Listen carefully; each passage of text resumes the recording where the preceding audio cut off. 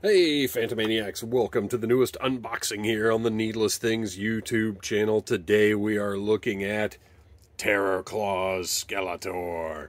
I didn't have a ton of Masters of the Universe figures when I was a kid, and I definitely didn't have Terror Claws Skeletor, but I also don't have the Classics version of Terror Claws Skeletor. I think he came out right at the end of the line, and there was a point where I just didn't want the subscription anymore. Like something annoyed me. I don't remember what it was, so I canceled my credit card so they couldn't charge me for the last few releases. And Terror Claws Skeletor and Flying Fist Seaman, who we will be looking at later in the week, were both casualties of that decision. But now I'm very excited to have a Masters of the Universe Origins version of Terror Claws Skeletor. So he swings with awesome fury, modern posing, retro play, which is kind of the tagline of the whole Origins line, and evil leader with the claw swinging action. I like that it's the claw swinging action and not just claw swinging action. That's pretty great. This is one of the deluxe figures in the line. I got this from Amazon. I had it pre-ordered from Big Bad, but Amazon got it in stock for regular retail price first, so I hate doing it, but you got to cancel that Big Bad pre-order and get these things in ASAP. On the back of the card, and this is an advantage, I can't remember who it was, but whoever suggested, you know what, just go ahead and start shooting all of these things in the bigger aspect ratio. Get rid of that square. They were right, because times like this, now we can see this full panel of just gorgeous art. And we can see Skeletor attacks with his deadly terror claws in his quest to rule the entire universe. I like how much Skeletor thinks big. He doesn't just want to rule Eternia, or a section of Eternia. He wants to rule the entire universe, which quite frankly to me sounds like a terrible job. So more power to you with your terror claws there, Skeletor. You can also see Too Bad and Spikor up there, and then in the background, part of the Eternia playset. That's not actually Snake Mountain. That's the Snake Mountain portion of the Eternia playset. My gosh, can you imagine if this line goes long enough for them to make a new, like, monorail Eternia? Oh my gosh. I imagine they might do it sectionally if they were going to do it. But judging by how many Castle Grayskulls are still sitting around in Targets, which, by the way, 1, go watch my review of Castle Grayskull. 2, grab that playset, you guys. If you haven't, what are you doing? What are you waiting for? Like, even if you're not collecting this line, just go get a Castle Grayskull playset for $80. It's incredible. All right, let's open this guy up. Oh, and we've got the cross-sell on the back, of course. I think most of these figures I've reviewed at this point. So check that out on the channel. I've got the instructions, lots of instructions for this guy. Usually it's just a couple of panels, but here there's a whole lot going on. Fit the claws onto the hands to swing the arms. I'm curious to see how well this action works. And then, of course, the snapping skull weapon. I'm excited about this one because, rather than looking at it as an update, as I usually do for these, this to me is a completely new toy experience, since I didn't have the original or the Classics version. So I'm pretty excited. All right, look at all this business in here. Got an alternate head. I love that all of these deluxe releases come with alternate heads just to give us different portraits for the characters. I think that's a great feature. This is some lines that I'm not going to mention here. Boy, that head does not want to come out. Some toy lines will call a release deluxe, and you really have trouble looking at it and feeling like it actually is a deluxe release. It's just a higher price point. But I gotta give Mattel credit, because when they call a Masters of the Universe Origins release deluxe, they mean it. They deliver. This feels like a deluxe figure, and all of their deluxe releases have definitely felt like they're worth a markup in price. You're getting that much extra. whether it be in the form of deco or accessories or whatever. Which, by the way, we're going to get into this deco in a second. Man, that last one's in there a little... Oh, wow, what is happening here? Okay, so he's got extra little tabs holding him in place. So how is this gonna... I can't even quite tell what's going on here.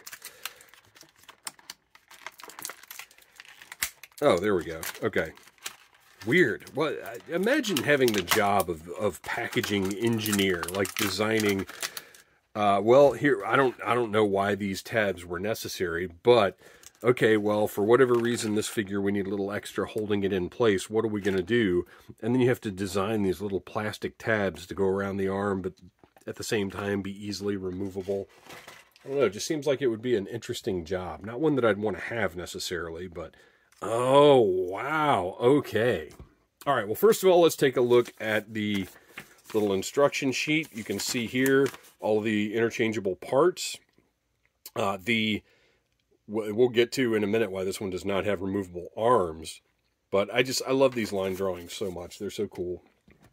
You've got a mini comic that explains what's going on with this wave of figures. Look at Grizzlor jumping through the air there. I can't wait to get a Origins Grizzlor. Very excited about that. And I like the amount of time that they've put in between releasing those PowerCon exclusives and then releasing regular versions of those figures. I dig that. You know, make them, but make us wait a little bit to make the people that got those exclusives feel a little more special. All right, so we have this portrait, which I would almost call... is his head a little crooked? If it is, I don't care. But I mean, this is like Happy Skeletor. Look at that guy. He's delighted to be wearing his Terror Claws belly shirt. Beautiful. It's not vac metal. They've got some new term for it that I cannot remember off the top of my head right now. But check this out. Oh, look at that dancing motion.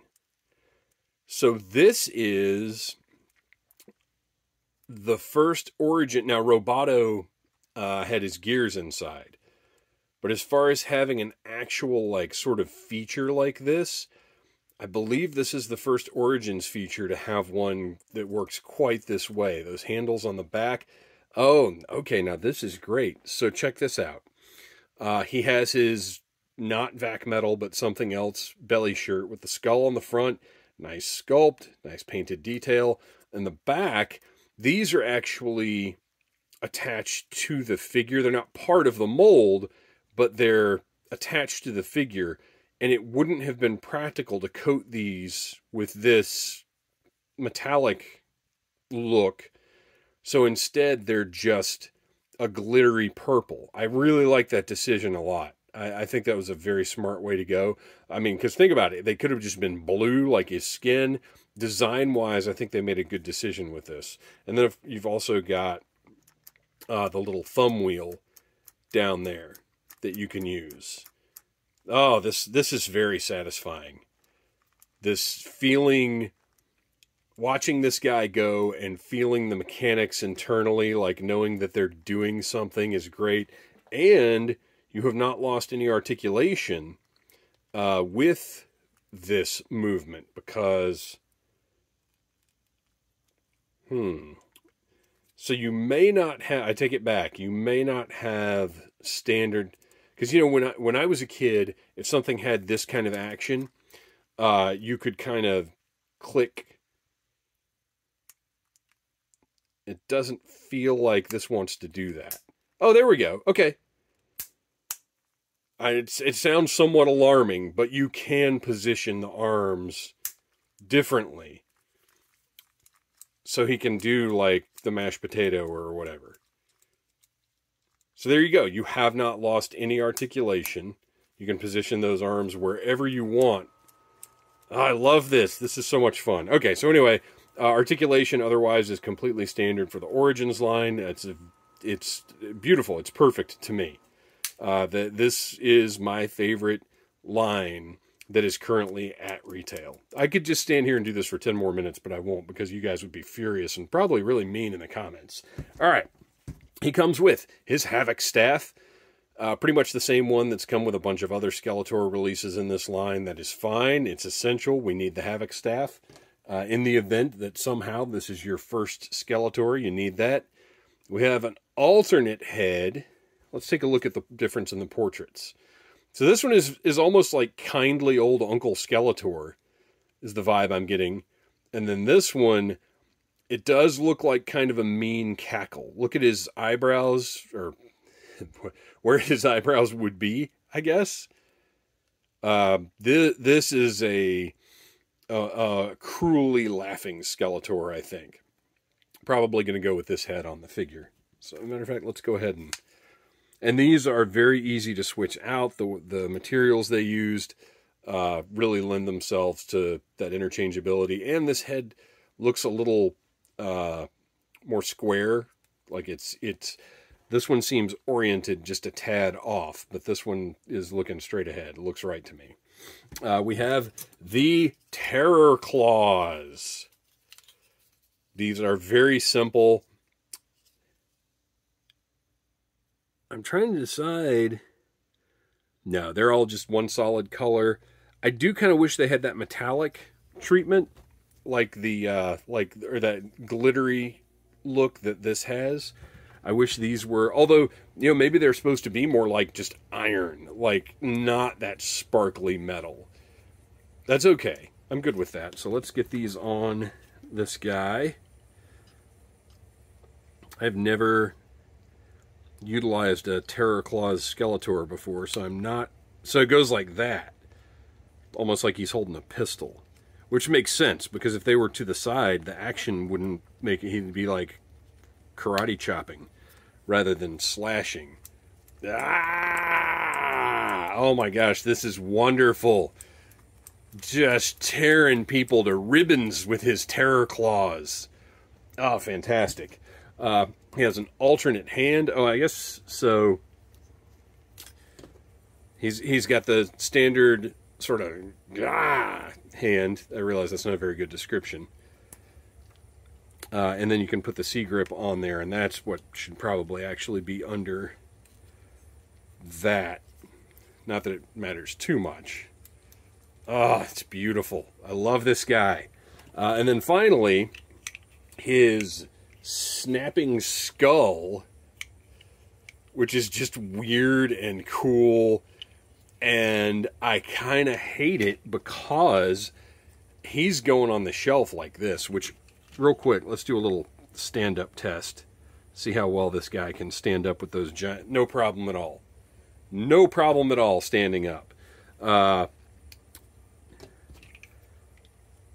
So this is ridiculous and awesome, but it's, oh my gosh, oh, it's so good. But I just don't, you know, I want his Terror Claws on the shelf. Like, that's just the look that I want to have. So we're gonna store this on the back. I'm looking to see how these clips work. You can see there's little clips right there. So that slides right in there, and he's got a big, giant skull on his back now, just because that's how this guy works. Oh, and you know what? That's actually, not that there were any problems with the balance, but that's actually going to help with the balance of the figure on the shelf as well, because now you've got weight back here and up here. Great. Fantastic. This Terror Claws Skeletor is absolutely wonderful. He's going bonkers, just shredding people with those Terror Claws. This is a great figure. If you're a fan of Origin, I mean, if you're a fan of the Origins line, I would think you almost have to be all in, because they're all so much fun. But even if you're not, like, this is just a fun toy. And that's something that's important to me as well. Like, yes, it looks cool on the shelf, but look at this guy. He is just a great toy. Thanks for watching, you guys. Come back on Wednesday for my review of Flying Fists He-Man. And tell your friends about Needless Things. Like, subscribe, share, do all that good stuff. Thanks for watching, you guys. Yeah. Smash that like button if you like needless things.